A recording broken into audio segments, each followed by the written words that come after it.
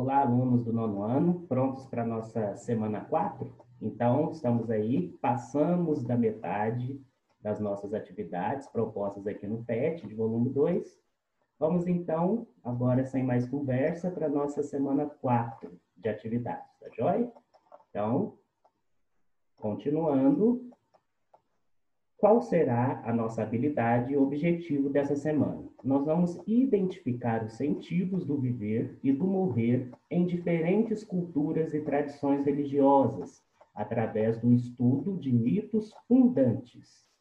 Nós teremos aí uma interdisciplinaridade, né, com arte e com a língua portuguesa.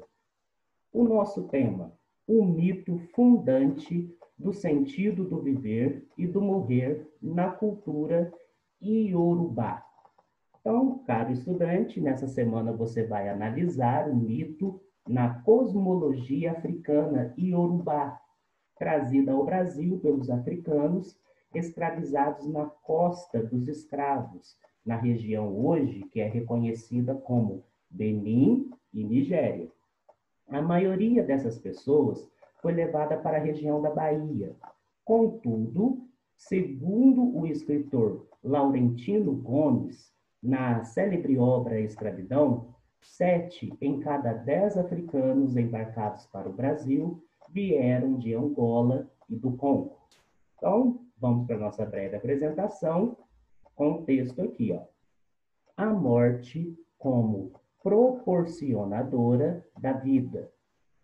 Diz Ifá que Olodumare, o Ser Supremo, um dia deu a Obutalá a tarefa da criação dos homens e mulheres, para que eles povoassem o Aiê. Obatalá moldou os seres a partir de um barro primordial. Para isso, pediu autorização de Nanã, a venerável senhora que tomava conta daquele barro. Os humanos, depois de moldados, recebiam o M, o sopro da vida, e vinham para a terra. Aqui viviam, amavam, plantavam, colhiam, se divertiam e cultuavam as divindades. Aconteceu, porém, que o barro do qual o Obatalá, moldava as pessoas, foi acabando. Em breve, não haveria a matéria primordial para que novos seres humanos fossem feitos. Ciente do dilema da criação, Olodumare convocou os orixás para que eles apresentassem uma alternativa para o caso. Como ninguém apresentou uma solução, e diante do risco da interrupção do processo de criação, Olodumare determinou que se estabelecesse um ciclo. Depois de certo tempo, vivendo no Aiê, as mulheres e homens deveriam ser desfeitos, retornando à matéria original, para que novos seres pudessem, com parte da matéria restituída, existir. Resolvido o dilema, restava saber de quem seria a função de tirar dos seres vivos o sopro da vida e conduzi-los de volta ao todo primordial, tarefa necessária para que outras mulheres e homens viessem ao mundo.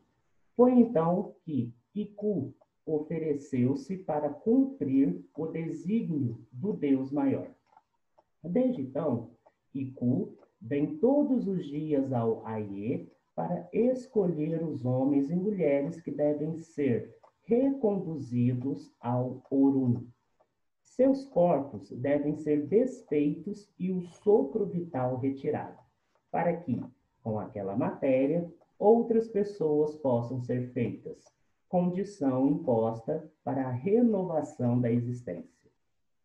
Esse mito iorubá é poderosa síntese da ideia da morte como condição necessária para que exista a vida. Comporta uma fabulosa variante de leituras e mostra como os saberes africanos normalmente se referem a uma ideia de tradição que não é estática. Interessante o texto. Bom, então agora, como sempre digo, vocês podem voltar, ler e reler, né, esses textos quantas vezes forem necessários, tá bom? Então, atividade número 1. O texto apresenta o mito de Iorubá, do ciclo da vida e da morte, certo? Então agora responda. Letra A.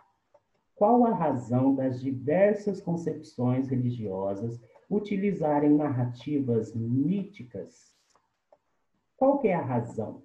Né? Então, nós vamos pensar aí, né, qual seria a razão das diversas concepções religiosas, não só essa que a gente acabou de ler, né? Por que que eles utilizam tantas narrativas míticas?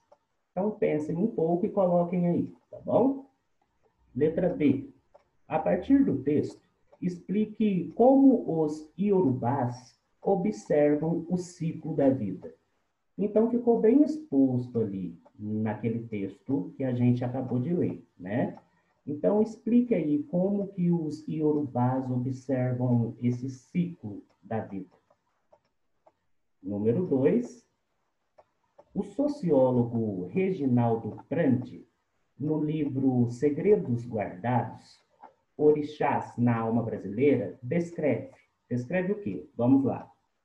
Ao morrer, todos os homens, mulheres e crianças vão para um mesmo lugar, não existindo a ideia de punição ou prêmio após a morte e, por conseguinte, né, inexistindo as noções de céu, inferno e purgatório, nos moldes da tradição ocidental cristã.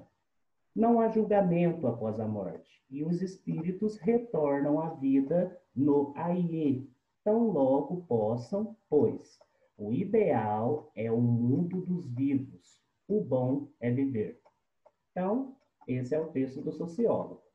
E a partir desse texto e do mito descrito acima, como o povo iorubá explica a razão da morte?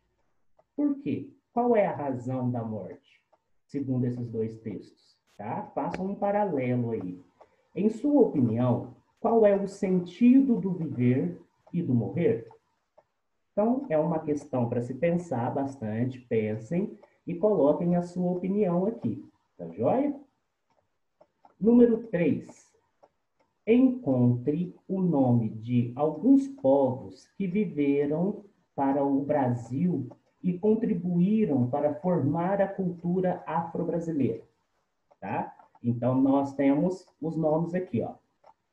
Grunce, GG, Tapa, Alça. Seria isso a pronúncia? Angola, Congo, Benguela, Nagô e Mina. Então, essas são as palavras, né, de alguns nomes e povos que vieram para o Brasil e que eles contribuíram para formar a cultura nossa aqui afro-brasileira. Vocês vão encontrar esses nomes aqui, tá? Nesse pequeno caça-palavras. Eu já encontrei um aqui, ó. Então, essa foi a nossa quarta semana e nós encontramos na semana 5, tá joia? Então, como sempre digo, boa leitura, boas atividades e bons estudos, viu? Até a semana 5.